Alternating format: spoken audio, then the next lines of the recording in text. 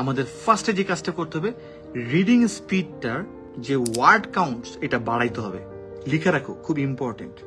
Word count দেখি ভাই বুঝি নেই, নিউজ পেপার পড়বো না, বাইরের কোনো খবর এখন দরকার নাই, কি হচ্ছে আপাতত 2 মাসের জন্য কোন দেশে কোথায় বাংলাদেশে কোনো দরকার নাই। এখন আপাতত 2 মাসের জন্য ডিটাচ থাকো, সেটা আমার মতামত, take it or leave it. So এই জায়গাটাতে আমরা যে কাজটা করব, আমি যে বইগুলো বলি, আমি 5টা বইয়ের নাম বলি, একটু লিখে রাখো 5টা বই। দ্য সিক্রেট, পজিটিভিটি বিল করে, ছোট্ট বই, আই স্ট্রেস কমায়, গুটি গুটি লেখা না, বড় বড় লেখা। আমি তো বুঝি কোনগুলো স্টুডেন্টদের পড়তে পারবো বা কিছু সহজ ইংলিশে লেখা, যতটুকু দরকার তোমার স্ট্যান্ডার্ড ডেভেলপ করার জন্য, ওইটাতে আস্তে আস্তে শুরু করি আমরা।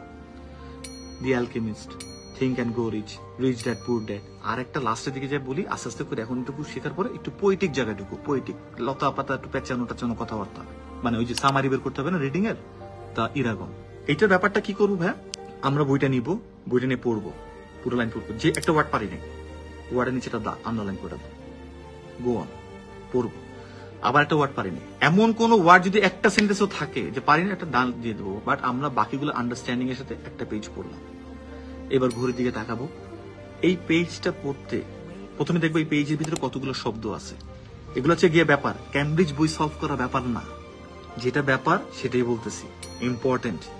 অ্যাকসেপ্ট ইট, প্রথমে মাইন্ডসেট দিয়ে অ্যাকসেপ্ট করতে হবে, ভাই কষ্ট করতে রাজি আছে, একটু কষ্ট করতে হবে, একটু কষ্ট ছাড়া হবে না। এবং এটা শুধুমাত্র আইএসের জন্য, নেক্সট মাস্টার্স করবা, দেশের বাইরে কাজ করবা, অনেক বড় বড় কিছু হবে ইনশাল্লাহ, প্রত্যেকটার জন্য কাজে লাগবে। এর জন্য গল্পের বই তো আমি পড়াতে চাই, অভ্যাস করাতে চাই, এটা একটা উসিলা হয়ে গেল আর কি।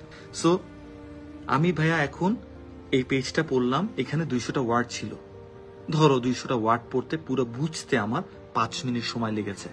That's your speed. এটাই কেউ বলো না এখন পর্যন্ত, সবাই বলে ক্যামব্রিজ সলভ করো, ইন্টারনেটের স্টুডেন্টরা বলে ক্যামব্রিজ সলভ করো, 42 বছরের জন্য বলে ক্যামব্রিজ সলভ করো। একটা লয়ার যে সারাদিন পড়তে থাকে, কেস সলভ করতে থাকে, ওর কম্প্রিহেন্সিবিলিটি বেশি, ওরেও বলে ক্যামব্রিজ সলভ করো। ইংলিশ মিডিয়াম থেকে যে আসছে তারও বলে ক্যামব্রিজ সলভ করো। আর যে বাংলা মিডিয়াম থেকে অনার্স করা শেষ, এখনো সারাদিন ইংলিশে 2টা কথাও বলে নাই, তারও বলে ক্যামব্রিজ সলভ করো। হবে ভাইয়া, পুরো বলো, তোমাদের কাছে কি মনে হয় লজিক্যাল? একটু মাথা ঠান্ডা করে চিন্তা করলে কিন্তু সবকিছুর অ্যান্সার গুলো পাওয়া যায়। সো আমাদের রাইট ডিরেকশনে আগাইতে হবে। ডিরেকশনটা ডানে বামে হয়ে গেল না, কষ্ট অনেক করবো, লাভ কিছুই হবে না তো ভাই। সো আমরা দেখলাম 4 মিনিট। আমি যেটা বলি সবাইকে, এভরি ডে, ইন্টার স্টুডেন্ট হও, এইচএসসির হও, মেডিকেলের হও, আর যেখানের হও, এভরি ডে, চাকরি থাকুক, সংসার থাকুক, বাচ্চা থাকুক, যাই থাকুক, দেশের বাইরে যাবো না, এভরি ডে 2 আওয়ার্স পড়তে হবে। এতে কোনো ভুল নাই, কোনো মিস নাই, কিছু নাই। কি কি চেঞ্জ হবে আমি বলি তোমারে, লিখে রাখো, একেবারে লিখে রাখো। তুমি প্রথম দিন 200 ওয়ার্ড একটা পেজ পড়তে 4 মিনিট নাও, তুমি তারপরের দিন 190টাতে তুমি 4 মিনিট নিবা, অথবা 4 মিনিটে তুমি 212টা করবা হয়তোবা, আমি জাস্ট একটু ম্যাথমেটিক্যালি বলতেছি। তারপরের দিন তোমার একটা পেজ পড়তে হয়তোবা 3 মিনিট 40 সেকেন্ড লাগবে। তারপরের দিন তুমি যখন পড়বা তখন 3 মিনিট 35 সেকেন্ড লাগবে। তুমি তারপরের দিন পড়বা, তুমি এভাবে করে যখন তুমি 2টা মাস পড়বা, লিখে দিতে পারি, তুমি দেখবা যে তোমার সেই 200 ওয়ার্ড পড়তে এখন 2 মিনিট লাগতেছে, পড়েই বুঝে ফেলতেছো। নাও গো ফর ক্যামব্রিজ।